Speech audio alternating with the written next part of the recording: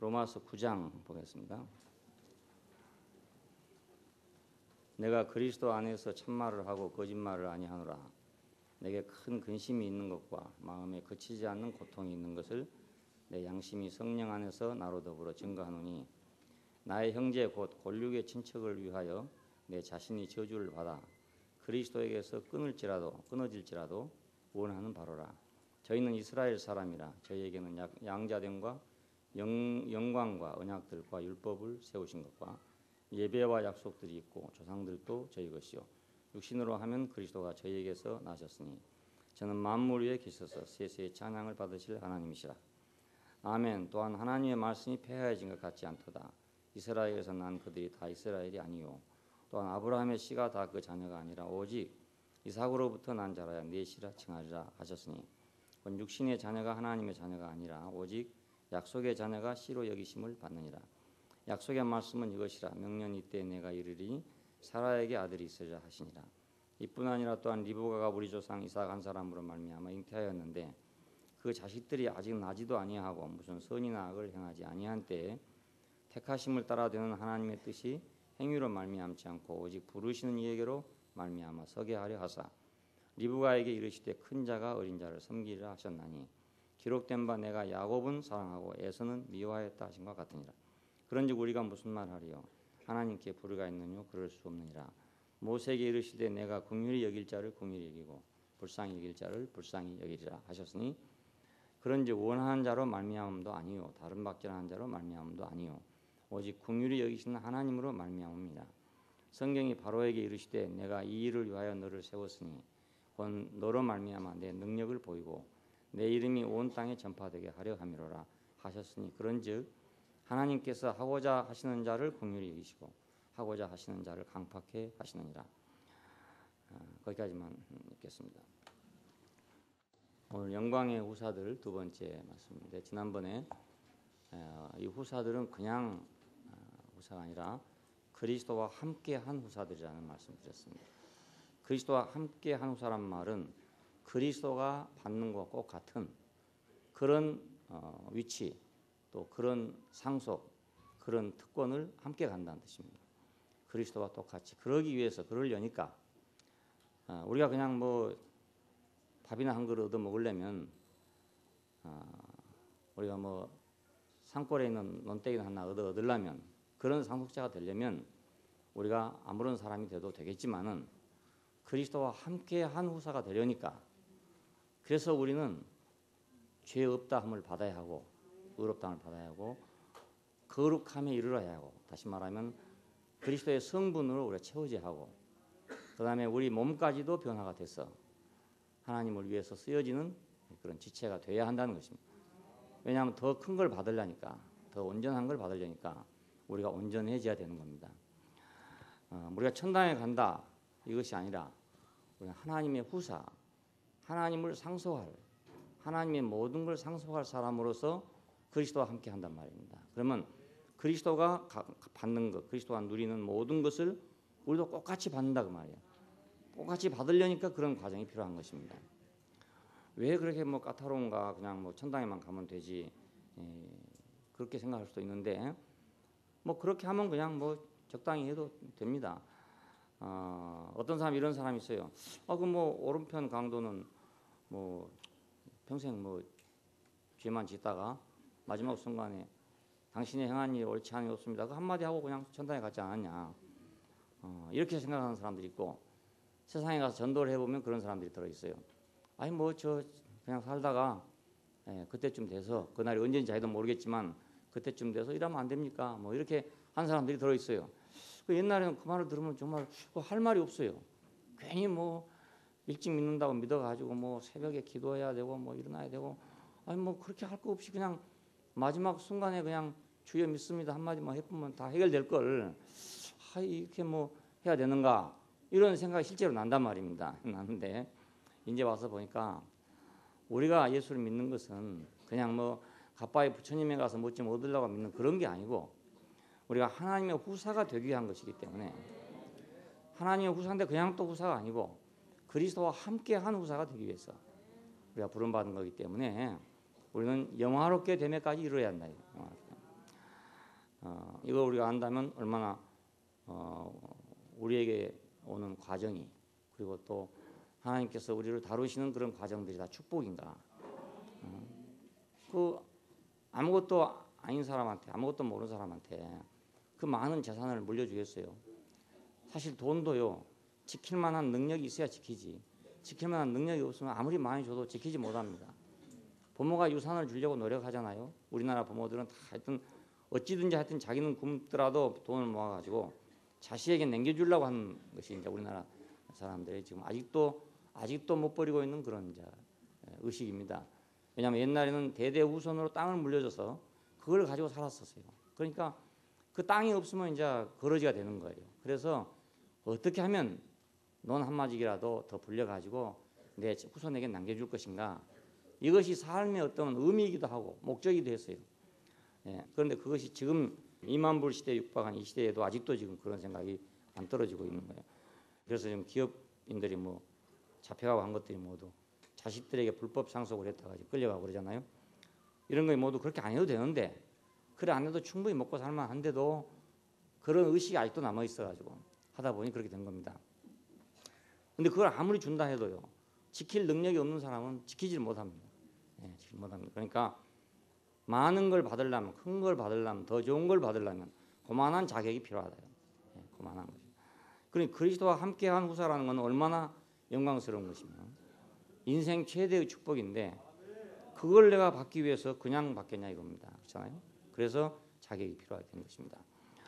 오늘은 이렇게 하나님께서 영광의 후사들을 세우시는 것이 그러면 어떤 것에 의해서 된 것이냐. 왜 어떤 사람은 그렇게 좋은 것인데도 불구하고 그렇게 권하고 하라 해도 안 하느냐 이겁니다. 자, 예수를 믿어라. 아무래도 왜 안 믿느냐. 예를 들어서 여기 이렇게 영광스러운 유산이 남아있다. 이거 우리가 상속을 받아야 되겠다 해도 왜 안 하느냐 이겁니다. 왜 이렇게 좋은 것이 있다 해도 안 하느냐. 물론 천당이 있다 해서 간 사람도 있지만 천당이 있다 해도 내 주먹을 믿으라 한 사람도 많이 있어요. 나 안 가겠다 이런 사람도 많이 있습니다. 근데 그건 좀 허황하니까 안 믿는다고 할 수도 있어요. 모르는 거니까 안 가본 거니까. 근데 새 예루살렘은 오늘 우리가 눈으로 볼 수 있는 것인데도 불구하고 그걸 안 받아들이는 사람이 있다고요. 그러니까 그냥 의문이 생기는 거예요. 왜 이렇게 좋은 걸 사람들이 안 받아들일까? 이런 문제가 생기잖아요. 그래서 우리는 하나님의 선택과 주권이라는 문제에 봉착하게 된 것입니다. 우리로서는 해석이 안 된 문제가 너무 많단 말입니다. 왜 하필이면 이스라엘이란 저 백성을 택해가지고 자기 백성을 삼았을까? 왜 하필이면 야곱을 택해가지고 자기 사람을 삼았을까? 그 많은 사람 가운데 왜 그랬을까? 야곱 같은 사람이 뭐 한 사람뿐인가? 이런 생각이 우리에 든단 말입니다. 여기서 우리는 하나님의 선택이 어떤 것인가를 생각하게 된 것입니다.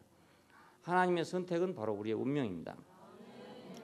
왜냐하면 인간의 행위에 의해서 이것이 되어질 일 같으면 행위로 말미암아 이것이 될 것이기 때문에 문제가 전혀 없을 것 같은데 행위로 말미암아 된다면 어떤 사람은 되고 어떤 사람은 안 될 거 아닙니까?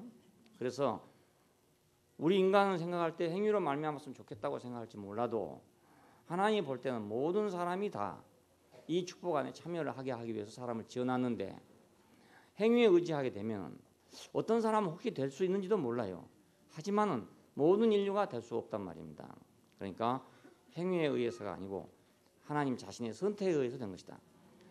선택이면 너무 불공평하지 않느냐. 어떤 사람은 택하고 어떤 사람은 안 택하면 그건 불공평하지 않느냐. 이런 문제가 생긴다요. 그런데 이 선택이라는 것이 엄청난 축복인 것이 우리가 창조 자체가 선택입니다. 내가 어떻게 창조됐냐? 선택에 의해 창조된 것입니다. 내가 어떻게 해서 하나님의 형상을 따라 그 모양대로 지어져 가지고 그분을 나타낼 자로 내가 됐느냐? 그건 그분의 선택에 의한 것입니다. 내 행위에 의한 것이 아니고 내 요청에 의한 것이 아니라 그분의 필요 때문에 그분의 선택에 된 것이거든요. 창조 자체가 그분의 선택입니다. 자, 그러니 그분의 선택은 불공평한 것이 아니라 그분의 선택은 우리에게 축복이란 말입니다. 그렇잖아요. 그분의 선택이 없다면 원숭이를 들어다가 해버렸으면 어떻게 하겠습니까? 그럼 우리는 이제 원숭이를 쳐다보면서 너는 정말 참 하나님의 후사로 정말 참 잘났다. 일하고 있어야 할 거 아니겠습니까? 그런데 지금은 이제 원숭이가 우리를 쳐다보면서 저 사람들은 하나님의 후사네 이렇게 생각하고 있을 거 아니겠어요? 이것이 누구로 말미암아 된 것인가? 그분의 선택으로 말미암아 됐다고. 자, 그러니까 그분의 선택은으로 말미암아 우리의 운명이 정해졌어요. 모든 만물은 창조자에 의해서 그 운명이 정해집니다. 마이크를 만든 사람에 의해서 만들어질 때 이미 운명이 정해집니다. 자기 스스로 운명을 만들 수가 없습니다. 자기가 스스로 내가 마이크 하기 싫으니까 다른 거 해야 되겠다 이렇게 할 수가 없어요. 우리가 직업이나 이런 것들은 바꿀 수 있지만 내 운명은 바꿀 수가 없잖아요. 그러니까 이미 만들어질 때 운명은 정해졌습니다.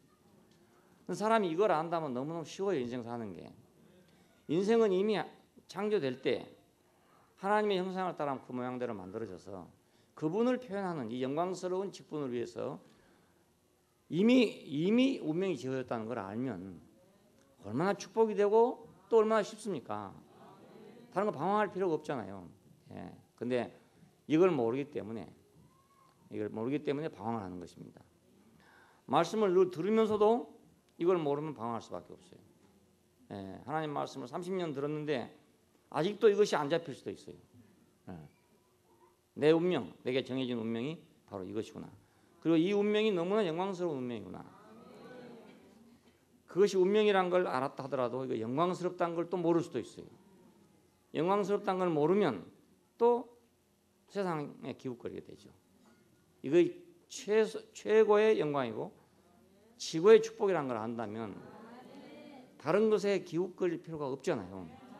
근데 그걸 모르기 때문에 다른 것에 기웃거리게 된다고요. 미련을 갖게 되고 그건 좀 막연한 것 같고 밤 나오는 것도 아니고 옷 나오는 것도 아닌 것 같고 뭐 서울의 아파트 같은 아파트가 나오는 것도 아니고 재개발 지역에 뭐 땅이 나오는 것도 아니고 자 이러니까 자꾸 기웃거린다고요. 근데 우리에게 정해진 운명이 지극히 영광스러운 운명이라는 걸 알면 자동적으로 다른 것에 관심을 가질 필요가 없게 된다고요.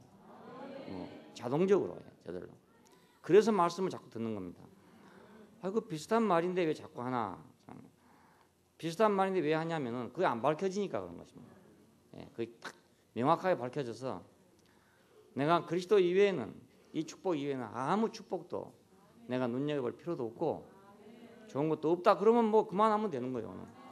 오늘부터 말씀 그만하면 되는 거예요. 그것이 명백하게 안 보이기 때문에 말씀을 자꾸 하는 겁니다. 근데 이제 바울에게 근심이 있었어요. 왜냐하면 이스라엘 백성은 분명히 하나님의 백성인데 그래 택함 받은 백성인데 왜 이 축복에 참여를 못하는가? 여기 말한 이 축복은 그 이스라엘 사람들이 누리는 그 축복이 아니라 교회의 축복을 의미합니다. 바울이 지금 그 교회를 봤을 때 그 교회는 바로 새 예루살렘이란 말입니다. 그 새 예루살렘의 축복이 주어지기로 약속돼 갖고 온 건데 이스라엘이 이건 못 보고 다른 것밖에 못 본다 이겁니다. 그래서 안타까운 것입니다. 고기 잡으러 간다고 오만 걸 다 준비했어요. 복장도 준비하고 낚싯대도 뭐 최고의 낚싯대를 준비하고 뭐 바구니도 준비하고 뭐 회칠 칼도 준비하고 된장도 준비하고 고추장도 준비하고 모든 걸 다 준비했습니다. 다 준비해놨는데 고기가 안 잡힙니다. 그거 똑같습니다. 밤낮을 맞으면서 쭈그려 앉아가지고 고기 물리기를 기다리고 앉았는데 밤새도록 고기는 하나도 안 들어오고 된장만 있으니까 고추장만 있으니까 꼭 그런 시간 아니겠어요. 그래 얼마나 안타깝겠습니까? 바울은 분명히 조상들에게 주신 모든 약속이 지금 와서 성취돼가지고 여기 지금 막 가물치가 끓고 있고 이 미꾸라지가 막 끓고 있는데 저쪽 사람들은 아예 이걸 오지도 않으려고 생각한다. 이쪽에 와서 고기를 낚아라 해도 아무래도 안 한다 이겁니다. 자기들 원래 낚시하던 그것이 제일 좋은 것이니까 거기서만 낚시하겠다 이겁니다. 바다에 가보면 참 이상해요. 어느 곳에 낚시를 던지면 고기가 잘 올라오는데 어떤 곳에 넣으면 하나도 안 걸려요. 바닷빛을 모르잖아요. 안 보이니까. 그래서 이제 물때를 따라서 이제 익숙한 어부들은 고기 있는 데를 찾아다닙니다. 그래가지고 하게 돼요. 그리고 제주도에 가면 이제 돈 주면 배 타고 나가서 낚시하는 데 있습니다. 그러면 그건 어부 마음이라 고기를 좀 많이 낚게 해주려면 고기가 좀 많이 있는 데로 데려가고 골탕 먹여보려면 아무것도 없는 데 데려가는 그러면 아무것도 못 낚아요.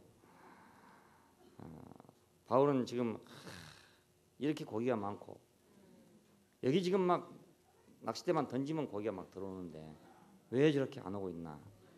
이래서 지금 바울이 근심했다. 근심했다. 택함 받은 이스라엘은 너무나 놀라운 유산을 가지고 있어요. 모든 준비물을 다 가지고 있다 이 말입니다. 최고의 낚싯대를 갖고 있다. 일제가 좋은지 뭐 어디가 좋은지 모르겠는데 하여튼 최고의 낚싯대를 갖고 있는. 여기 그 내용을 열거하면 이런 겁니다. 양자됩니다. 이것은 아들의 명분이란 말인데 이건 상속권을 의미합니다. 상속할 수 있는 권리 증서를 받았다 그 말입니다. 증서를 받았어. 아직 상속은 받지 못하고 증서만 받았다. 신명기 7장에 보니까 기업의 백성으로 택하셨다 이렇게 돼 있고 14장에 보니까 너를 택하여 자기의 기업의 백성을 삼으셨다 이런 말이 있습니다. 이스라엘은 하나님의 기업입니다. 기업. 하나님의 기업은 결국 하나님의 유산이란 말입니다. 하나님의 모든 것이니까. 그러니까 양자됨을 그들이 갖고 있다는 것은 이 세상에서 누구도 가질 수 없는 축복을 가지고 있는 거예요. 근데 단지 이것이 지금 증서라. 현물이 아니고 증서인 거예요. 수표예요. 이게 부도날 지경에 이르렀다 이겁니다. 아무리 좋은 수표라도 은행에 가서 안 찾아가면 없어져 버립니다. 안 찾아가면 없어져 버립니다. 날짜 넘으면 돈 없어져 버립니다. 아무리 좋은 수표라도. 그러니까 그 날짜에 그 은행에 가서 찾아야 되는데 그 추심 안 해버리면 없어져 버리고 만다고요. 이스라엘 백성들은 좋은 약속음을 가지고 있는데 추심을 안 하는 거라. 그러니까 얼마나 안타깝겠어요. 바울이 생각할 때 자기 동족인데 얼마나 안타깝냐면 내가 그리스도에서 끊어질지라도 그럴지라도 내가 내 민족이 구원을 받았으면 좋겠다. 이렇게 표현하고 있습니다. 너무나 안타까우니까 하나님의 영광이 있는 백성이다. 영광을 본 백성이다. 그 영광은 하나님의 나타냄을 보이신 것이 영광입니다. 나타내 보이신 것이.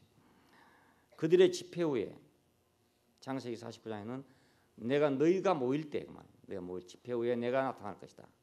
그 영광이 나타날 것이다. 이렇게 돼 있고 그 민수기에서는 실제적으로 이스라엘의 총회, 이스라엘의 성회가 모일 때 그 후에 하나님의 영광이 나타났다. 이런 데가 나옵니다.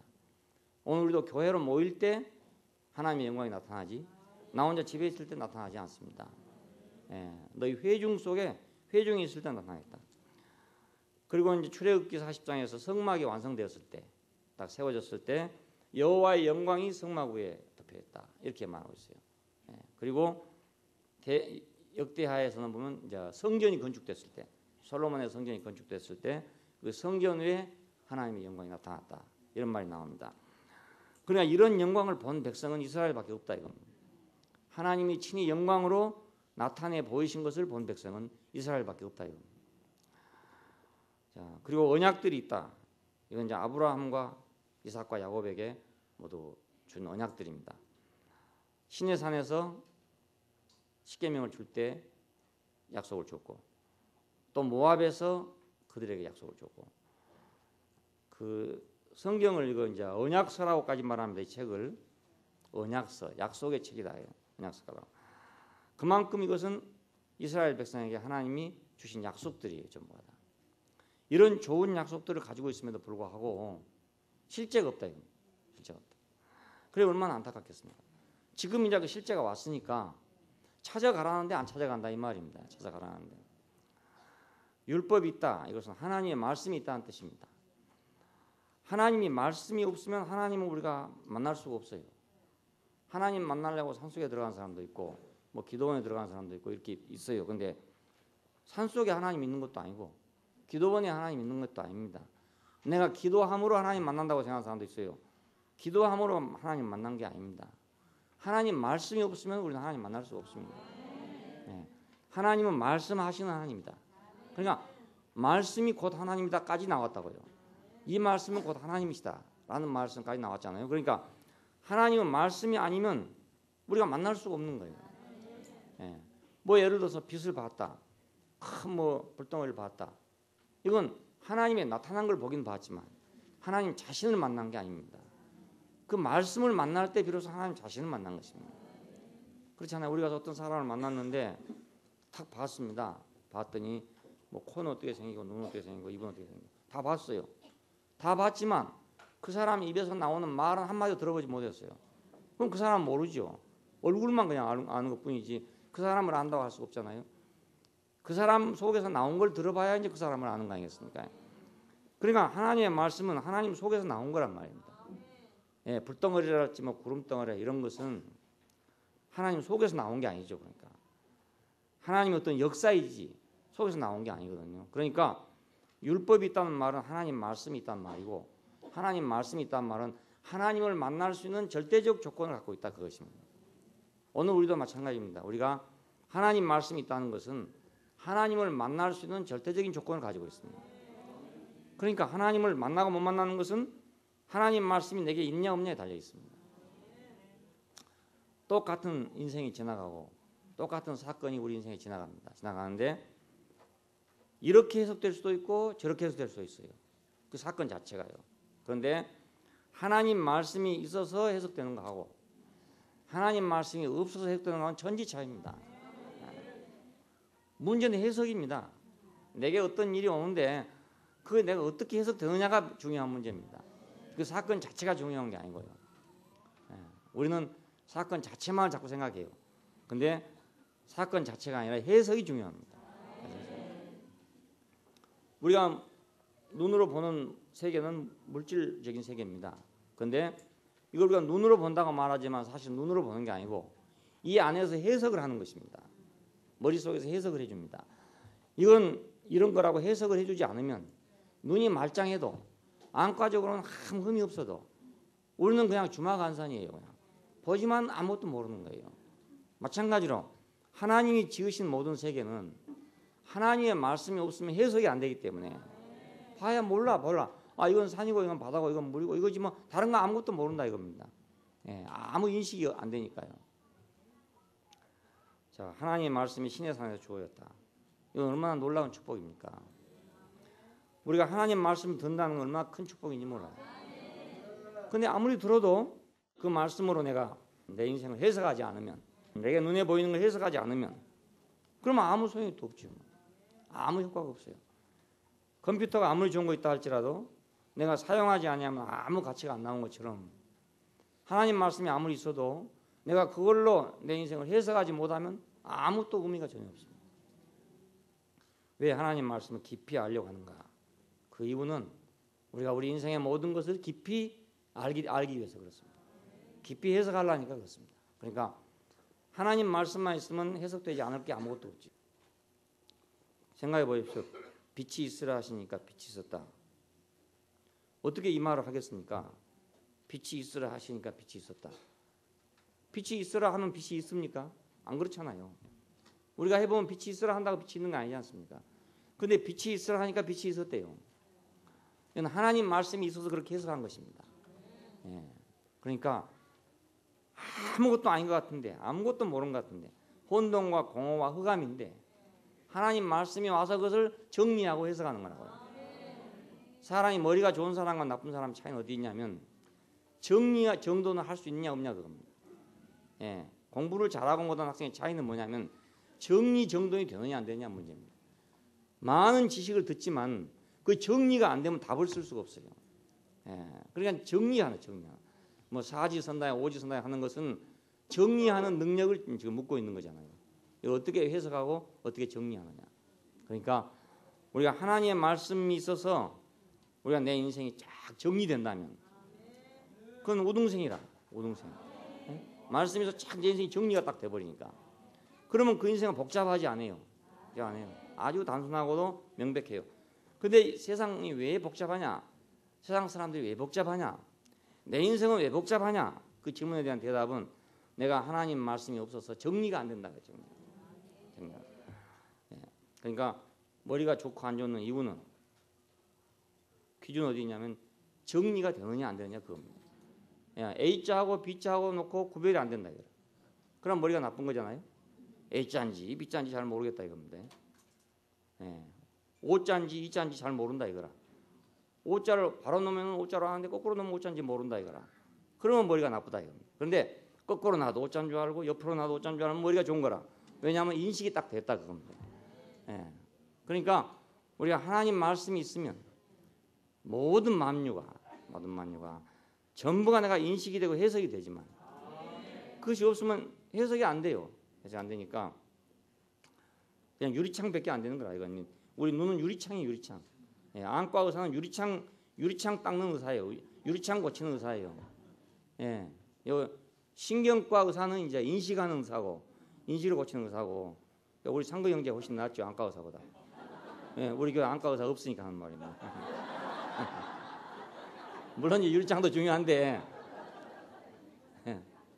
유리창 닦는 사람하고 속에서 인식을 주관하는 사람하고 차이가 엄청나게 많지 않습니까?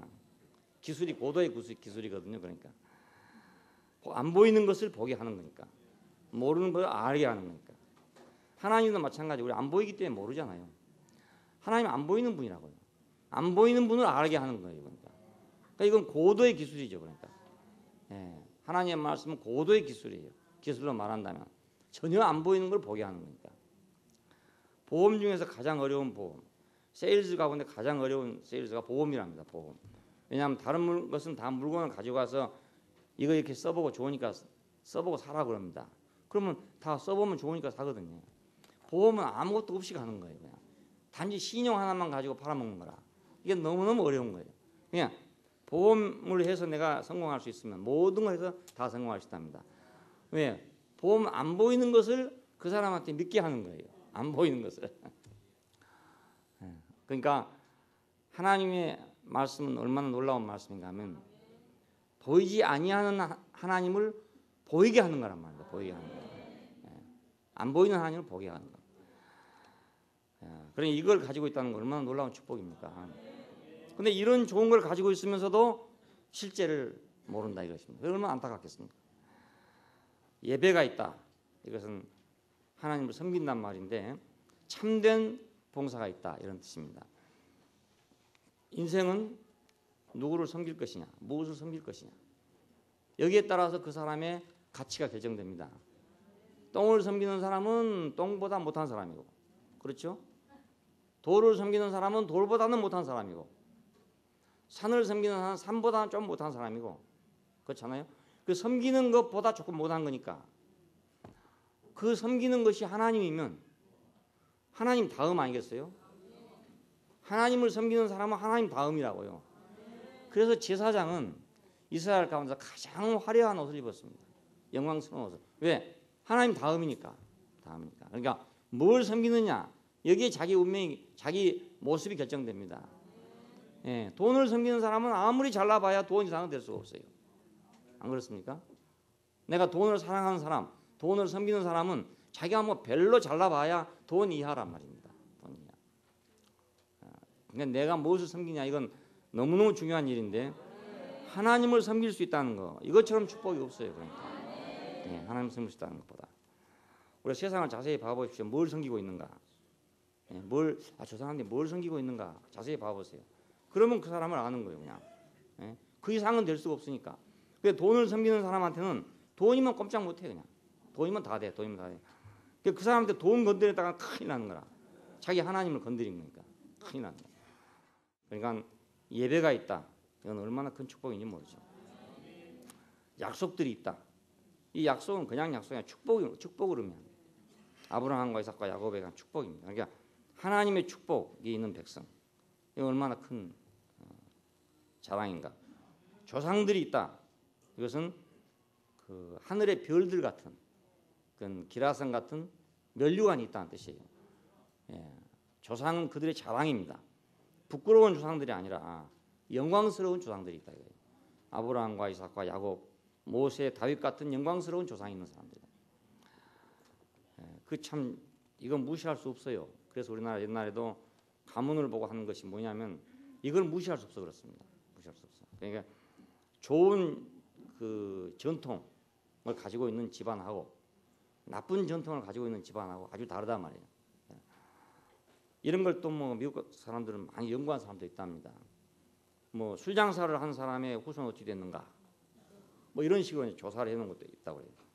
근데 뭐 똑같지는 않겠지만 물론 돌연변이가 나오지만은 그러나 대부분은 그 흐름에서 그 흐름이 나오지 전혀 다른 데 나오기는 어렵다. 아주 어렵다. 그래서 그걸 중요하게 생각했어요. 그래서 우리나라 사람들은 조상들을 굉장히 중요하게 생각했습니다. 요즘에는 뭐 여러 가지 많은 이런 소리 안 하지만 옛날에는 그냥 인사하면 성씨가 누구요? 성씨 묻는 얘기는 조상을 묻느라고 지금 묻는 거라. 그러면 이제 무슨 뭐 이가요, 박가요 이제 한다. 그래가지고 들어가서 조금 뭐 시시하면 그냥 상놈 취급하고 뭐 조금 괜찮으면 양반 취급하고 이런 거야. 그게 그냥 우연한 일이 아닙니다. 그래서 우리 다 내가 결혼식 주례 때 늘 말하지만 우리 한 사람이 지금 어디에 서냐에 따라서 과거에 내가 백정이었다 하더라도 오늘 나로 인해서 다시 새로운 전통이 세워질 수 있어요. 가게가 세워진다고요. 새로운 가게가. 그러니까 중요한 문제죠. 결혼식장에 딱 둘이 섰는데 지금은 둘이지만은 100년 후에 몇 사람입니까? 예? 500년 후에 몇 사람이 되겠습니까? 그러니까 이거 우리가 생각해 본다면 지금이라도 물꼬를 바꿔서 지금이라도 우리 전통을 바꿔서 하나님 섬기는 백성으로서의 전통을 세워야 된다. 예. 이스라엘 사람들은 바로 이런 조상들을 가지고 있는 사람. 그러니까 자기들이 좀 잘못되려 하더라도 이 조상들 때문에 잘못될 수가 없어요. 왜? 조상의 명예를 더럽힐 수 없으니까. 옛날 우리나라 사람도 그랬습니다. 그 조상의 명예를 더럽히지 않으려고. 그래서 그들은 뭔가를 지키려고 노력을 했었습니다. 조상을 더럽히지 않으려니까. 아무개 자손이다. 아무개 집 아들이 저 모양이다. 이런 말을 안 들으려고 말이에요. 그러면 자기만 욕먹는 게 아니라 자기 부모가 다 욕을 얻는 거야. 자기 할아버지가 다 욕을 얻어먹기 때문에. 그런 이스라엘은 이런 멸류관 같은 하늘의 별들 같은 조상들이 있는 사람들입니다. 육신으로 말하면 그리스도가 그들에서 났다 이겁니다. 이 그리스도가 그들에 났다는 것은 놀라운 일입니다. 왜냐하면 그 민족 사회에서 그 역사가 아니고서는 그 사람이 나오지 아니합니다. 예. 박정희 대통령이 그냥 우연히 나온 게 아닙니다. 우리나라 역사의 하나의 결산입니다. 예를 들면, 그러니까 한 사람이 나올 때는 그 배경이 아주 길고 복잡합니다. 그런 긴 배경 속에서 어떤 사람이 하나 나오는 거예요. 그리스도가 나왔다는 것은 놀라운 축복이죠, 그것이. 그들의 역사는 뭐 엉망인 것도 많고 비참한 것도 많았어요. 많지만은 그리스도가 나왔다 이겁니다. 거기서는 우리 한국에서는 왜 그리스도가 안 나냐, 예수가 왜 안 나냐 이런 사람도 있고, 아니다 한국에서 예수가 난다 이런 사람도 있고 그랬어요. 그래가지고 뭐 성서 조선이 이런 말들이 나오고 그랬습니다. 성경으로 본 한국 역사 뭐 이래가지고 이제 뜯어 붙이려고 노력을 하는 사람들이 많이 있었어요. 근데 한국에서는 그리스도가 날 수가 없었습니다. 그 조건이 그래요. 날 조건이 있어요. 미나리가 아무데나 납니까? 시궁창에 나잖아요. 아무데나 나지 않습니다. 모래밭에 나는 게 아닙니다. 그냥 그리스도가 났다는 것은 놀라운 축복이에요. 그럼에도 불구하고 그들은 그리스도를 버렸단 말입니다. 그러니까 바울이 볼 때 얼마나 안타깝겠습니까? 그러니까 내가 그리스도에서 끊어진다 하더라도 내 민족이 구원받을 수 있는 길이 있다면 나는 그걸 가겠다 이런 얘기입니다. 우리도 마찬가지로 우리에게 하나님의 모든 축복이 약속됐다 하더라도 우리가 만일 그걸 누리지 못하면, 그걸 내게 적용하지 못하면 우리는 그냥 수표만 가지고 있는 사람이 될 수밖에 없어요. 실제가 없다. 우리 교회 오신 분들 가운데 그런 말 하는 사람 참 많더라고요. 그 여러 군데 많이 다니는 사람들 가운데. 그런데 뭐 다 좋은데 내가 보기에는 좋은 것 같지도 않지만 자기들은 뭐 최고 좋대요. 뭐 말씀도 뭐 맞고 뭐 다 맞대요. 그런데 실제가 없어서 왔대요. 그렇게 말하는 사람이 참 많아요. 그래서 뭐 말도 좋은 말은 좋은 말이지만 그것도 뭐 말씀 같지도 않은 것 같고 말씀이라 하니까 좀 그러긴 그래. 그런데 그래도 들어보면 성경에도 안 맞아. 안 맞은 말을 가지고 막 말씀은 틀림없는데 실제가 없어 왔다 그래요. 속으로 저 속으로 생각 그러죠. 참 천만 다행이요. 정말 다행. 그것이 만약 실제까지 있는 줄 알았더라면 큰일 났구만. 그래도 실제가 없다는 걸 알았으니 너무나 다행이다. 축복에 참여하지 못한 이스라엘. 이 사람들은 모든 걸 가지고 있지만 실제가 없는 사람들. 실제는 그리스도니까. 그리스도가 없으니까 모든 게 없는 거나 마찬가지죠. 다 있지만 모든 기구가 다 있지만 고기는 한 마리도 못 잡은 거나 똑같은 거예요. 골프채를 뭐 세상에 없는 골프채를 준비했다 하더라도 골프 치지 못하면 소용이 없잖아요. 잘못 쳐버리면 이제 벤 사람 대가리 쳐버리고 어디였습니까? 축복에 참여하지 못한 이스라엘, 실제가 없는 사람들입니다. 실제가 없다는 말은 그들은 교회를 누리지 못한다. 교회에 참여를 못한다. 새 예루살렘에 참여하지 못한다. 그 말이거든요. 그러면 하나님의 약속은 폐해졌냐? 그럼 폐해진 것인가? 쓸데없게 된 것인가? 바울은 그렇지 않다 이거예요. 그렇지 않다. 그걸 지금 얘기하고 있는 겁니다. 그렇지만은 폐해지는 건 아니다. 그렇지만 이스라엘이 지금 저런 상태에 있지만은 그렇다고 해서 하나님의 말씀이 폐해진 건 아니다. 그래서 이런 말이 나왔어요. 이스라엘에서 태어난다 해서 다 이스라엘이 아니고, 이스라엘 혈통을 가지고 있다 해서 다 이스라엘이 아니고 오직 택함을 입은 자가 따로 있다. 이 말을 하게 된 겁니다. 왜냐하면 하나님의 약속이 폐해질 수가 없잖아요. 그러니까 폐해지 않았다 무슨 길이 있을 텐데 왜 그런가 했더니 육신으로 난 것 같고는 아니더라 이겁니다. 육신의 이스라엘을 가지고 태어났다 해서 거의 다 이스라엘 되는 게 아니고 택함을 입은 자가 따로 있구나. 두 번째는 아브라함의 자손이 다 아브라함의 자손이 아니구나. 이삭으로부터 난 자라야 내 후사가 된다 했던 말이 바로 이 말이구나. 왜냐하면 아브라함의 자손이 많아요. 이삭 외에도 많은 사람이 있는데 그 많은 사람들은 전부 이 축복에 들어오지 않았잖아요. 그러니까 이삭으로부터 난 자라야 내 씨가 될 것이다. 내 후사가 될 것이다 했던 말이 바로 이 말이다 이겁니다. 육신의 자녀가 하나님의 자녀가 아니고 약속의 자녀가 하나님의 자녀다. 그러니까 바울은 참 놀라운 해석을 했어요. 하나님의 율법이 이스라엘이 저 모양이 되었기 때문에 하나님의 법이 폐지됐냐? 절대로 그럴 수 없다. 절대로 그럴 수 없다. 왜 절대로 그럴 수 없냐? 아무리 그렇지만 이스라엘 속에서 택함받은 사람이 있고 아무리 그렇지만 아브라함에게도 이삭이라는 아들이 따로 있고 이건 뭘 위한 거냐면 육신의 자녀가 아닌 약속의 자녀가 있다 이겁니다. 자, 여기서 우리는 이 세계가 확 그냥 넓어진 걸 보게 됩니다. 왜냐하면 육신의 자녀라면 딱 제한되어 있잖아요. 유태인으로 딱 제한되어 있단 말입니다. 지금도 유태교 회당에 가면 유태인 아니면 못 들어오게 한 데가 있단 말이에요. 거의 축복에 참여를 못하는 거예요. 딴 사람 할 수 없어요. 자, 여기서 육신의 자녀가 아니라 약속의 자녀다. 이 약속의 자녀냐 무한대죠. 무한대. 모든 사람에게 다 공개되었고요. 자, 그래서 바울은 여기서 이스라엘에게서 이제 이방 세계로, 이스라엘에게서 모든 인류에게로 그 넘어가는 큰 강을 넘어가는 사건이 생기게 됩니다.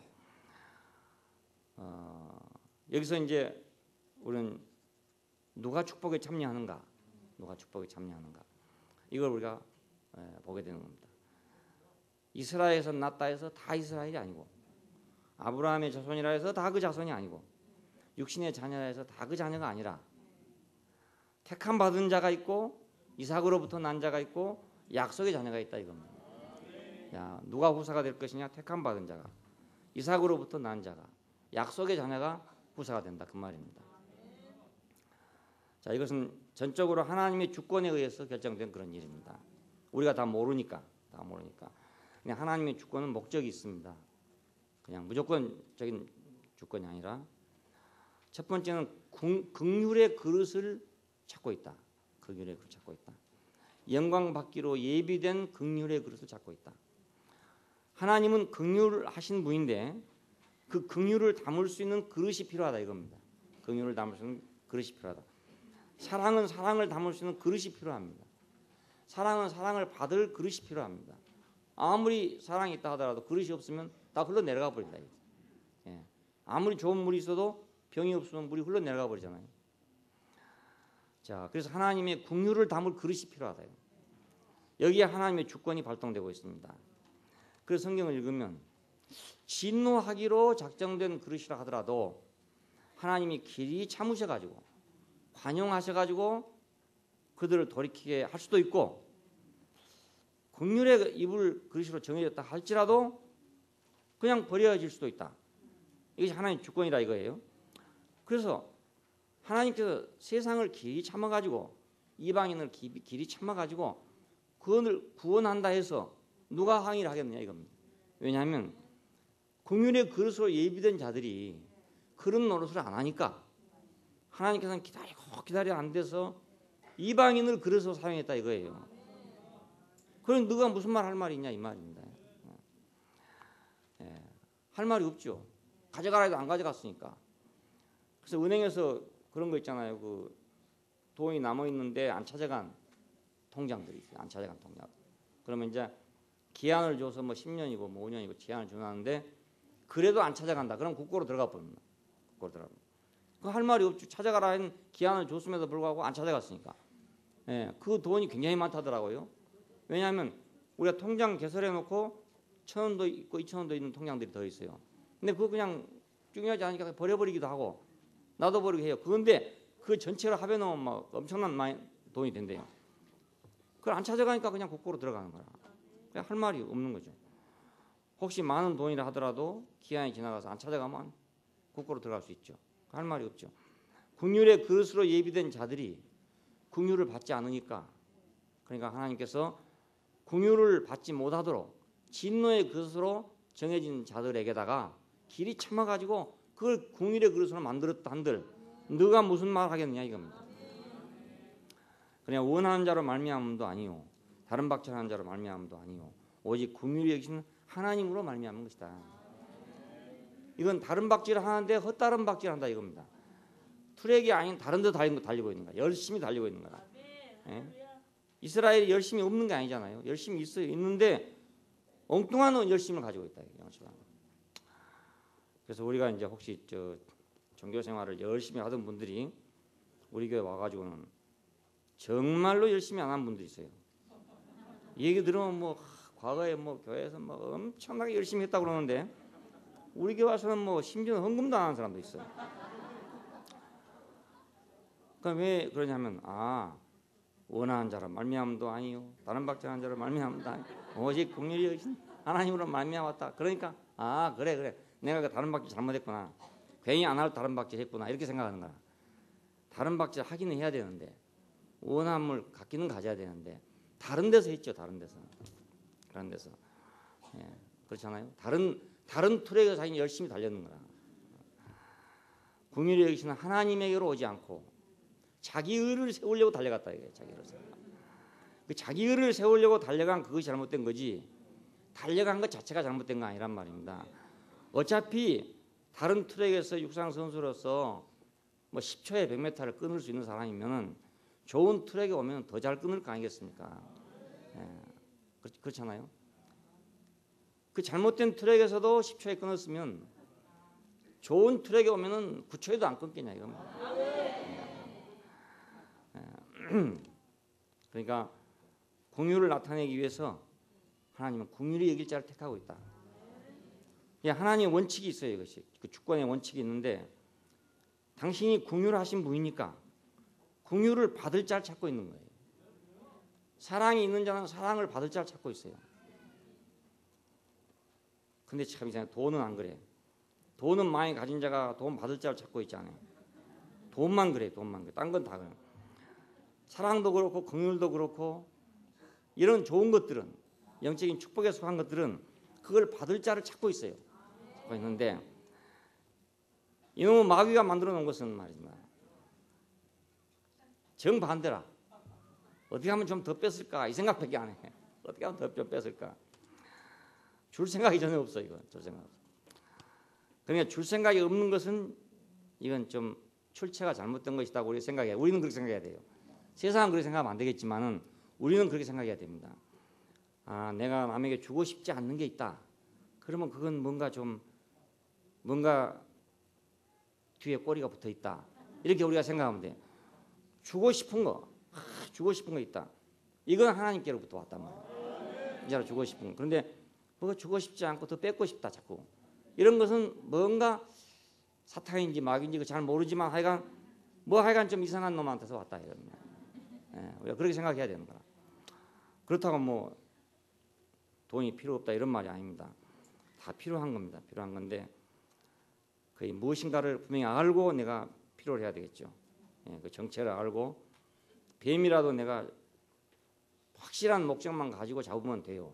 확실한 목적만 가지면 돼요. 똥이라도 내가 확실한 목적만 가지고 먹으면 된다고요. 옛날에는 똥도 먹었어요. 약이 하도 없어가지고 골병 든 사람들이 똥물을 먹었다고요. 똥물 먹었다고 비웃고 할 일이 아니고 그때 그 시대에는 확실한 목적이 있어서 먹었어요. 그걸 오직 하면 먹겠어요. 그러니까 안 죽으려고 먹었죠. 그러니까 우리가 돈을 사용하더라도 벌더라도 가지고 있더라도 이놈 주인이 누군가를 확실히 알고 있어야지. 주인이 누군가. 그렇지 못하면 내가 종로를 하게 되니까. 하나님은 궁휼하신 분이기 때문에 궁휼을 나타낼 그릇을 찾고 있습니다. 그래서 때로는 질그릇을 찾고 있어요. 왜냐하면 질그릇의 보배는 더욱 빛날 수가 있기 때문에. 안 그러겠어요? 질그릇은 자기 안에 보배가 들면 감지덕지 할 거라. 나 같은 질그릇에 이런 보배를 담아주다니. 하지만 금그릇에다가 금을 담아주면 뭐 별로 감사한지 모를 거라 이거라. 그렇지 않겠어요? 배고픈 사람한테 밥을 주면 너무너무 감사하다고 생각하겠지만 배부른 사람한테다가 하이 좀 밥 좀 먹고 가라 그러면 귀찮을 거란 말입니다. 그러니까 하나님도 자기의 공유를 나타내서 그걸 그냥 스펀지처럼 쫙 흡수하는 사람을 찾지 뱉어낸 사람을 찾겠냐 그겁니다. 오히려 공유를 기분 나쁘게 생각하는 사람을 찾겠냐 이겁니다. 어떤 사람한테는 은혜를 베푸면 기분 나쁘게 생각하는 사람도 있어요. 나를 뭘로 알고 이렇게 하냐 이렇게 생각하는 사람도 있어요. 나를 어떻게 알고 내가 뭐 동경받을 사람이냐 뭐 이렇게 생각할 수도 있어요. 그래서 그런 사람한테는 주기도 무섭죠. 주기도 무서워. 주면 그냥 무조건 감사하는 사람한테는 주고 싶지만 주어놓으면 속에서 야 저 나를 무시하네 이렇게 생각하는 사람은 어떻게 주겠냐 이겁니다. 못 주지요. 못 주죠. 하나님은 긍휼을 기다리는 사람을 찾고 있다고요. 그래서 왜 하나님의 주권은 그렇게 하는가?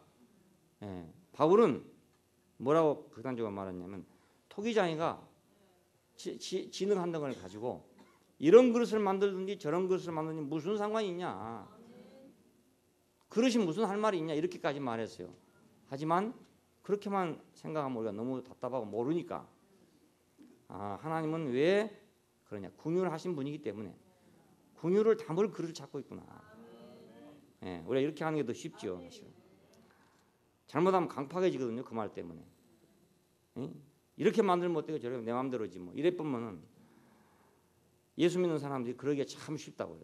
그래서 사람들한테 요거도 먹기가 대단히 쉬워요.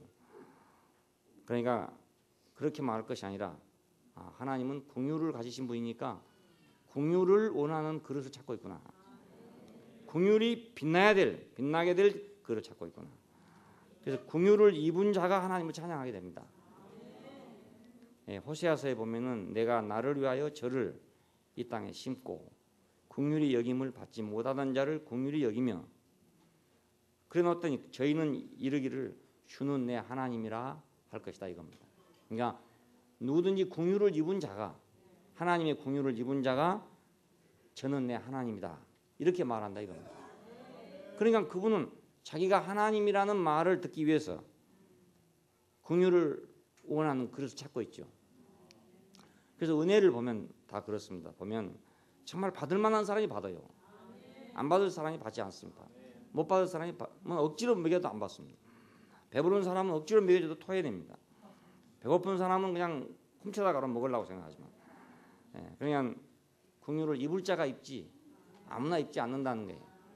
그래서 하나님의 주권은 흠이 없지요. 그러니까 긍휼을 입을 자에게 주권을 행하시는 거니까 긍휼히 여길 자를 긍휼히 여기고 긍휼히 여기지 않을 자를 않는다는 말은 하나님이 제멋대로 한다 이 말이 아니고요. 긍휼을 원하는 자를 줘야 그 긍휼이 될 거 아니야 이겁니다. 그냥 그분의 주권은 잘못된 게 없죠. 왜 나에게는 사랑을 안 해줍니까? 사랑을 안 해준 것이 아니고 사랑을 받으려고 안 하기 때문에 안 해준 거다 이겁니다. 그러니까 안 해준 것이 잘못이 아니죠. 누가 좋은 물을 땅바닥에 흘려버리고 싶은 사람이 있겠습니까? 그렇잖아요. 좋은 그릇을 갖고 있는 사람한테 담아주고 싶지 않겠냐. 두 번째는 말씀을 성취하기 위해서 하나님께서 주권을 행하고 있습니다. 그래서 남은 자를 택한다 그럽니다. 남은 자를 택한다. 남은 자란 말은 극단적으로 말하면 찌꺼기라는 뜻입니다. 이스라엘에는 왜 이런 사상이 생겼냐면 이스라엘이 포로로 잡혀가면 우수한 사람들만 다 잡아갑니다. 잘난 사람만 다 잡아가요. 그러면 이제 못난 사람만 본토에 남겨놓습니다. 이게 찌꺼기들입니다. 찌꺼기들. 근데 하나님은 왜 이 찌꺼기를 택했냐? 이것은 이 찌꺼기를 통해서 하나님의 말씀을 이루려고 그랬다는 거예요. 내 백성이 바다의 모래 같을지라도 남은 자만 돌아올 것이다. 남은 자만 돌아올. 그러니까 모르겠어요. 잘난 사람들은 다 그냥 거기 가가지고 거기서 잘 살아버리는 모양이다.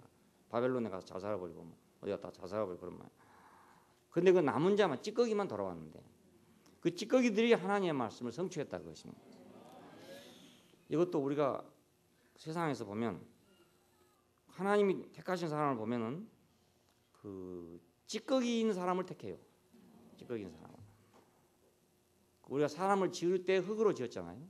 그 흙이란 말은 찌꺼기란 뜻입니다. 그것이 땅에서 흙을 취해서 그건 진토를 취해서 그러니까 먼지 같은 것을 취해 가지고 만물의 찌 같은 걸 취해 가지고 사람을 만들었다 그럽니다. 왜냐하면 그걸 만들어서 뭐 하려고 그랬냐? 하나님의 말씀을 성취하려고. 그래서 우리가 어떤 사람에게 하나님의 말씀이 들리냐면은 바로 이렇게 이상하게 찌끼같이 된 사람한테 하나님의 말씀이 들리는 거예요. 네. 참 이상해요. 그러니까 자기 말이 없어지고 자기 것이 없어지고 하나님의 말씀이 들린다니까요. 이상해요.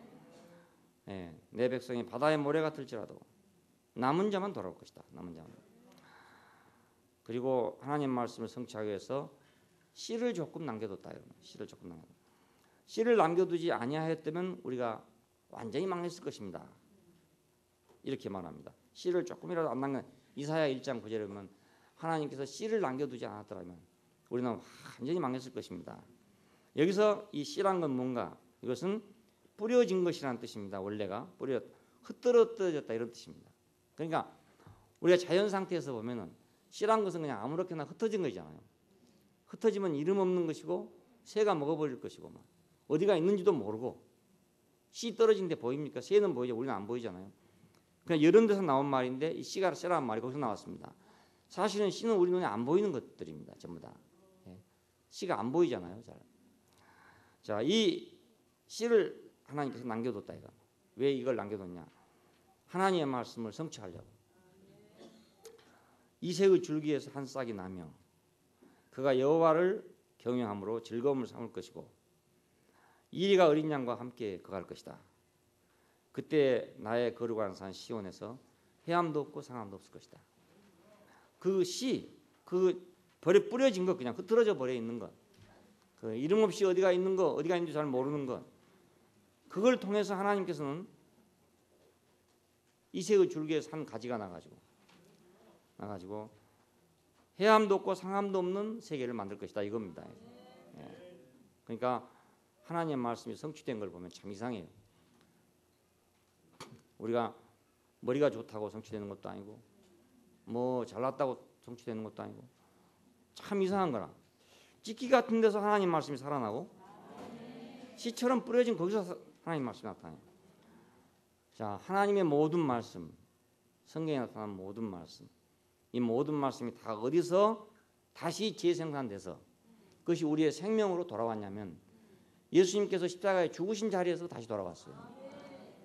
이것이 찌끼 같은 자리고 땅바닥에 뿌려진 씨 같은 자리였어요. 모든 사람이 멸시해서 아무도 그를 귀히 여기지 않았다. 그 자리에서 하나님의 말씀이 생명으로 우리한테 돌아왔단 말이에요. 그러기 전에는 그 말씀이 그냥 율법이고 계명이고 그런 것에 불과했어요. 계율에 불과했어요. 그런데 그걸 통과하면서 십자가를 통과하면서 찌꺼기가 찌꺼기를 통과하면서 땅바닥에 그냥 뿌려져 있는 그 씨를 통과하면서 그것이 우리에게 사한 말씀으로 생명 주는 말씀으로 우리에게 되돌아온 것입니다. 부활의 주님으로 왔듯이 그것이 부활해서 우리에게 왔단 말입니다. 그러니까 우리가 하나님 말씀이 왜 해석이 안 되냐면 내가 그 자리에 있지 않으면 하나님 말씀이 해석이 안 돼요. 해석이 안 돼요.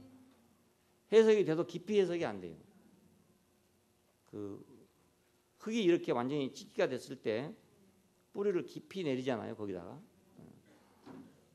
우리 집 지금 가창에 있는 마당은 엉덕을 깎아가지고 만들어 놓은 땅이라 그런지 땅 밑에가 지륵입니다. 지륵.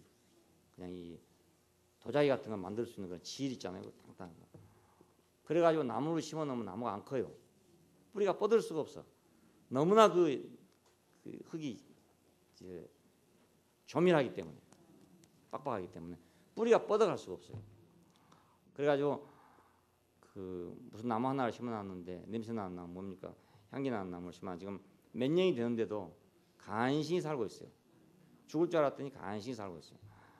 위에다가 지금 뭐 흙을 좀 뿌려놓은 그걸 먹고 사는 모양이라 밑에까지 못 들어가고 라일락을 심어놨는데 지금 벌써 땅 좋은 데 같았으면 굉장히 퍼졌을 건데요. 간신히 지금 생명만 유지하고 있습니다. 그건 땅이 너무너무 좋은 땅이죠. 알고 보면 땅으로서는 너무 좋은 땅이라. 근데 씨로서는 아주 악조건이죠. 뚫고 들어갈 수가 도저히 없으니까. 그것이 만일 만물의 찢기 같은 흙이었다면 그 나무는 지금 무성했을 거라. 근데 이 나무는 생땅이라. 이제 우리 흙은 생땅이라. 생땅. 그러니까 사람에게서 어떻게 하나님의 말씀이 성취되는가를 잘 보면 우리가 십자가에서 보면 하나님의 말씀이 은혜스럽지 않은 게 없고 하나님의 말씀이 감격하지 않을 말이 없고 감사하지 않을 말이 하나도 없어요. 하나님이 우리에게 행하신 모든 것이 넘치는 축복이에요.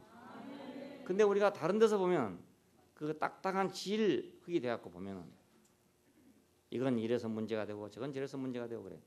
그 교회 올 때도요. 처음에 올 때는 너무나 다급해서 온 경우도 있어요. 사람들이 자기가 너무 인생이 괴롭기 때문에 온 수도 있고 안 풀려서 온 수도 있고 답답해서 온 수도 있고 왔어요. 그럴 때는 막 쥐나 개나 다 좋아. 너무 좋고 막 이 사람도 좋고 저 사람도 좋고 막 보면 뭐 다 천사 같고 막 세상에 이런 사람도 어디가 있었는가. 내가 왜 아직까지 대구 시내에 살면서 이걸 몰랐노. 막 이렇게 된다고요. 근데 어찌 조금 살만하지만 저 사람은 왜 저런 거, 저 사람은 왜 저런 거, 참 그런 게 보이는 거야. 그러면 이제 그때부터 헤매기 시작하는 거야. 그러니까 참 마음이 가난한 자는 복이 있나니 천국이 저의 것이요 한 것이 정말 너무너무 맞는 말이라. 참 희한해요. 정말 희한해요. 이거 속일 수가 없어요. 거짓말할 수가 도저히 없어. 그러니까 만물의 찢기 같은 흙을 들어서 사람을 만들었다는 게 얼마나 맞는 말인지, 그리고 얼마나 하나님께서 당신의 말씀을 성취하려고 그런 주권을 행사했는지 너무 놀라운 지혜가 아닐 수가 없어요. 하나님이 우리를 부르실 때도 꼭 그런 자리에서만 불러요. 그러니까 이거 바울이 말한 대로 이 사람들 이렇게 좋은 것을 다 가지고 있는데 왜 못 들어오는가? 왜 못 들어오는가? 했더니 바로 이것 때문이다 그겁니다. 긍휼을 입을 자이면서 자기들의 의 때문에 긍휼을 입지 않을 자로 생각하고 있고 만물의 찢기 같으면서도 자기들을 남은 자로 생각하지 않고 있다. 그래서 하나님 말씀이 성취가 안 된다 이것입니다. 오늘 우리가 영광스러운 하나님의 후사가 되기 위해서 하나님은 자신을 나타내기 위해서 그분의 주권을 행사하신다는 거예요. 주권이 있지만 그냥 행사하는 거 아니고 긍휼을 입을 그릇을 찾고 있는 이유도 자기를 나타내기 위해서 말씀을 성취하기 위해서 남은 자를 찾고 있는 것도 자기를 말씀을 성취하기 위해서. 그러니까 하나님의 주권에는 절대로 모순이 없다 이겁니다. 절대로 모순이 없어요. 그분의 주권에는 절대로 완전해요. 우리가 하나님이 우리를 가르쳐서 너는 지렁이다. 너는 흙에서 지었다. 십자가 안에 네가 있다. 이 말을 왜 공연히 하는 것이 아니고 자존심 상하게 왜 그 말을 자꾸 하느냐. 공연히 하는 게 아니고 그래야만 그것이 뭐 부어지기 때문에 그래요. 그래야만 거기 뭐 들어갈 수가 있기 때문에. 그렇지 않으면 들어갈 수가 도저히 없어요. 예, 들어갈 틈이 없어요. 예, 어떤 사람은 하나님의 은혜가 아무리 들어가려 하더라도 들어갈 틈이 없어. 예, 우리 라일락처럼 뿌리를 받고 싶어 얼마나 애를 쓰겠습니까? 아무리 해봐도 들어갈 데가 없는 거라. 예, 그래서 두 가지 나가지고 지금 그냥 그대로 있어요. 그대로 있어요. 몇 년이나 살다 죽을런지 지금 모르겠어요. 그러니까 얼마나 그 심한 전쟁을 지금 하고 있겠습니까? 들어가 보려고 말입니다. 예. 자신의 영광을 나타내기 위해서, 자신을 표현하기 위해서 그는 자신의 주권을 행사하고 있으니까 오늘도 하나님이 우리에게 주권을 행사하실 때는 자신의 영광을 위해서 주권을 행사하신다. 하나님이 우리를 선택하시는 것은 우리의 운명이고 이미 정해졌어요. 그분의 선택이 바로 우리의 운명입니다. 그리고 그분의 주권은 그분의 긍휼과 그분의 말씀을 성취하기 위한 것이라는 것을. 그래야만 그분의 후사가 될 수가 있습니다. 기도하십시다. 감사하신 아버지 하나님, 내 생각은 너희 생각과 다르고 라고 말씀하신 하나님, 우리는 아무리 해도 하나님의 생각을 다할 수 없고 당신의 주권을 다할 수가 없습니다. 그러나 어찌하든지 하나님 당신의 영광이 나타나기 위해서 당신은 우리를 선택하시고 우리에게 당신의 주권을 행사하시는데 우리가 이제는 이유가 없고 당신이 하신 일이 옳다고 하지 않을 수가 없습니다. 우리를 여기까지 인도해 주신 것을 감사하고 당신의 행하심에 있어서 당신의 역사하심에 있어서 우리가 긍정적으로 응답할 수 있는 사람들이 되게 하여 주신 것을 감사합니다. 앞으로 우리를 어떻게 이끌어가든지 어떻게 당신이 역사하시든지 우리가 이유 없는 사람들이 되기를 원하고 당신의 행하심에 대해서 전적으로 찬동하고 전적으로 아멘하는 백성이 되기를 원합니다. 당신의 영광스러운 후사가 되기 위해서 당신은 우리에게 주권을 행사하셨습니다. 당신의 모든 것을 유산으로 남겨주기 위해서 우리에게 당신의 주권을 행사하시고 당신의 선택을 통해서 우리에게 운명을 지어줬습니다. 우리는 이 영광스러운 운명과 당신의 놀라운 그 축복 안에서 주님을 영원토록 찬양하는 백성이 되고 당신을 나타내는 사람이 되고 당신을 소유하는 백성이 되기를 원합니다. 주 예수님 이름으로 기도합니다. 아멘.